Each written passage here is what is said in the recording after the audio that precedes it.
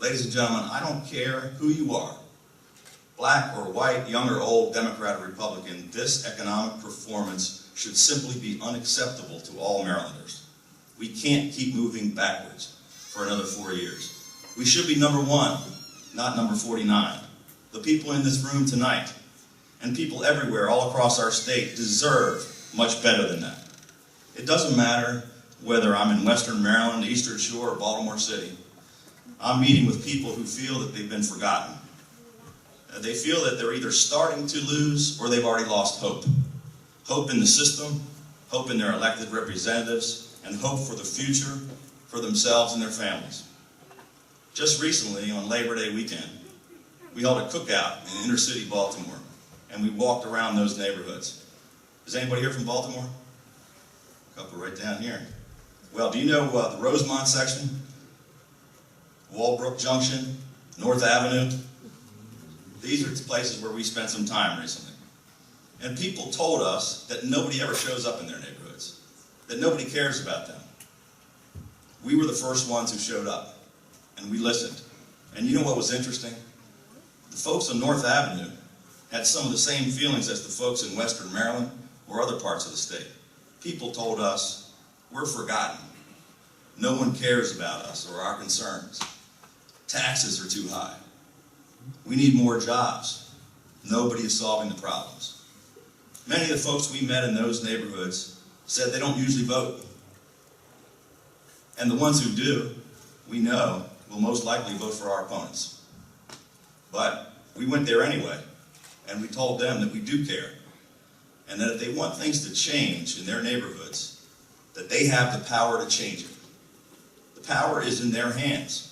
They can vote to bring about change by voting for a change in the leadership in power and voting to go in a new direction.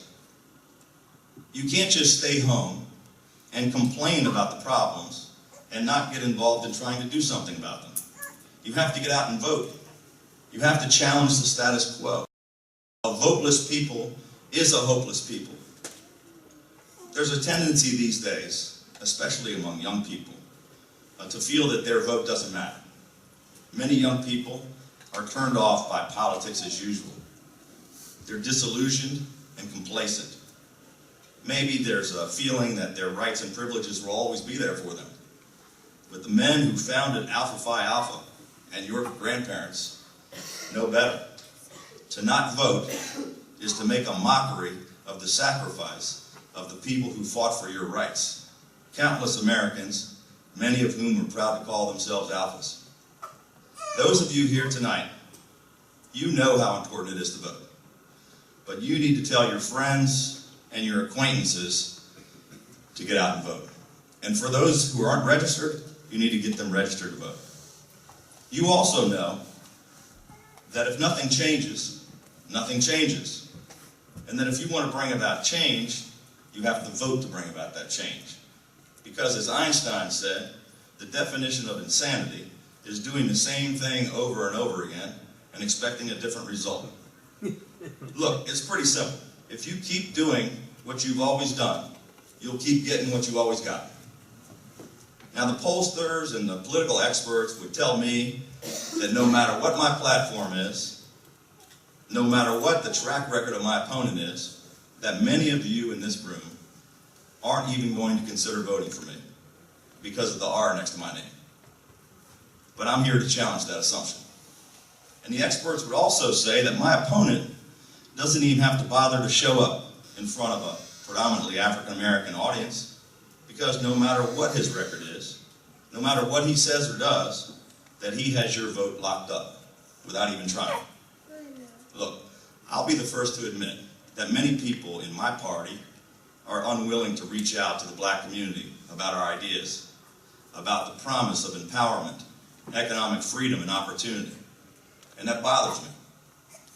But too many people on the other side feel that they can ignore you and just take your vote for granted, year after year, whether their policies are working or solving the problems or not. That bothers me too. And it should bother you. Why should you be able to be stereotyped? Why should one candidate or one party be able to just write you off and the other side just take you for granted. You should not allow anyone to ignore you. And you shouldn't let anyone take you for granted. Don't let anyone tell you that you're not important. Don't let anyone tell you that your vote doesn't matter. Don't let anyone tell you that you have to vote for or against someone just because of their party affiliation or the color of their skin. And don't let anyone tell you that you have to vote for a certain party or a particular candidate just because of the color of your skin. A voteless people is a hopeless people. I implore you to get out and exercise your right and your obligation to vote. And I hope you'll encourage everyone you know to do the same. Thank you very much for thanks to the courageous efforts of some of the alphas that went before you, some of your fraternity brothers who came before you.